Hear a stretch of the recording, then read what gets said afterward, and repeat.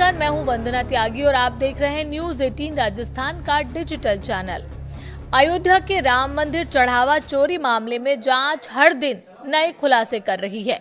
अब तक इस मामले में सिर्फ चढ़ावे की कथित चोरी तक ही ये सीमित नहीं रहा है, लेकिन अब जांच एजेंसियों का दावा है कि चोरी की गई रकम को सिर्फ खर्च नहीं किया गया, बल्कि उसे बढ़ाने की भी कोशिश की गई।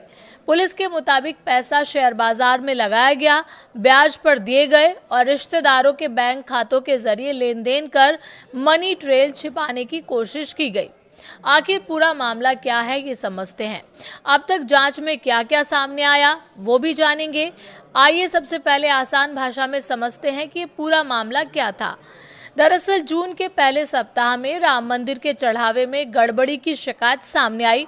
इसके बाद श्री राम जन्मभूमि तीर्थ क्षेत्र ट्रस्ट की सिफारिश पर उत्तर प्रदेश सरकार ने एसआईटी का गठन किया। शुरुआती जांच में कथित गबन के संकेत मिले, जिसके बाद एफआईआर दर्ज हुई और चढ़ावे की गिनती से जुड़े 8 लोगों को गिरफ्तार किया गया। अब जांच में क्या नया सामने आया है? पुलिस सूत्रों के मुताबिक पूछताछ में आरोपियों ने कथित तौर पर बताया है कि चढ़ावे से निकाली गई रकम का कुछ हिस्सा शेयर बाजार में निवेश किया गया, वहीं कुछ पैसा ब्याज पर भी दिया गया ताकि उससे और कमाई हो सके। हालांकि इन दावों की पुष्टि अभी जांच के बाद ही होगी। Police bank record, demat account और निवेश से जुड़े दस्तावेजों की जांच कर रही है। 30 बैंक खाते फ्रीज किए गए हैं। जांच का सबसे अहम हिस्सा है मनी ट्रेल। पुलिस का कहना है कि रकम सीधे आरोपियों के खाते में नहीं रखी गई, पहले पैसा रिश्तेदारों और करीबी लोगों के खातों में भेजे गए और फिर अलग अलग समय पर वापस ट्रांसफर किए गए। जांच एजेंसियों को शक है कि ऐसा पैसों का असली स्रोत छिपाने के लिए किया गया। इसी वजह से अब तक करीब 30 बैंक खातों को फ्रीज किया जा चुका है। इन खातों में सामान्य आय से कहीं ज्यादा लेन देन होने की बात सामने आई है। तलाशी में क्या क्या मिला? जांच के दौरान पुलिस आरोपी अनुकल्प मिश्रा के घर पहुंची। वहां दस्तावेजों की जांच की गई और परिवार से पूछताछ हुई। इससे पहले दूसरे आरोपियों के घरों पर भी छापेमारी की गई।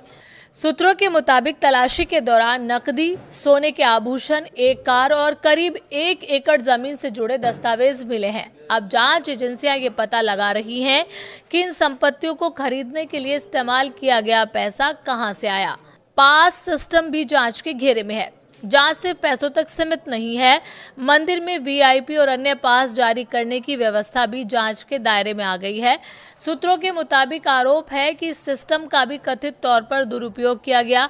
अब ये देखा जा रहा है कि व्यवस्था में कहां चूक हुई और भविष्य में इसे कैसे रोका जाए। ट्रस्ट ने किए हैं बड़े बदलाव। घटनाक्रम के बाद श्री राम जन्मभूमि तीर्थ क्षेत्र ट्रस्ट ने भी प्रशासनिक बदलाव शुरू कर दिए हैं। सूत्रों के अनुसार अब नई डिजिटल आईडी के जरिए पास जारी किए जाएंगे। कुछ पुरानी आईडी फिलहाल निष्क्रिय कर दी गई हैं ताकि पूरी प्रक्रिया ज्यादा पारदर्शी और जवाबदेह बन सके। 22 जुलाई की बैठक पर नजर है। 22 जुलाई को ट्रस्ट की अहम बैठक होने वाली है। इस बैठक में चढ़ावे के प्रबंधन को और पारदर्शी बनाने, दर्शन व्यवस्था में सुधार, सुरक्षा बढ़ाने, भीड़ प्रबंधन को आधुनिक बनाने और श्रद्धालुओं की सुविधा को बेहतर करने जैसे कई बड़े फैसले लिए जा सकते हैं।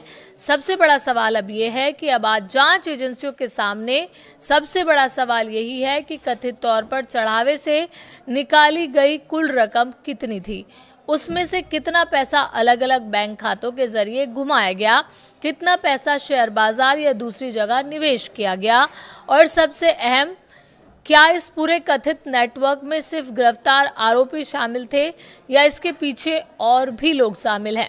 इन सवालों के जवाब जांच पूरी होने के बाद ही सामने आएंगे। फिलहाल जांच जारी है और कई अहम दस्तावेजों की पड़ताल की जा रही है, इसलिए इस मामले में सामने आए आरोप अभी जांच के दायरे में है और अंतिम निष्कर्ष जांच पूरी होने और अदालत की प्रक्रिया के बाद ही साफ होंगे। ऐसे ही बड़े मुद्दों की आसान भाषा में जानकारी पाने के लिए आप हमारे चैनल को लाइक करें, शेयर करें और सब्सक्राइब करना ना भूलें।